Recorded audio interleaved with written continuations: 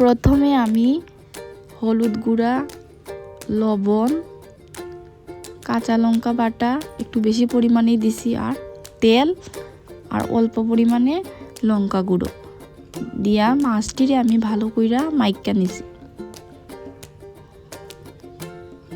কড়াইতে দিয়া দিছি পেঁয়াজ কুচি। পেঁয়াজটিরে ভালো কইরা ভাইজা আমি দিয়া দিমু মাছ। এখন আমি বাটিটা ধুইয়া দিয়া দিমু জল, যাতে মাছটি ভালো হইয়া সিদ্ধ হয়। আমি ইন্ডাকশনের আঁচটা মিডিয়াম ফ্লেমেই রাখমু, আর ইলিশ মাছটিরে আমি ভালো কইরা সিদ্ধ কইরা নিমু।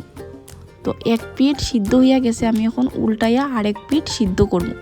আর এই ইলিশ মাছের রেসিপিটা খুব সহজেই বাড়িতে ট্রাই করতে পারেন।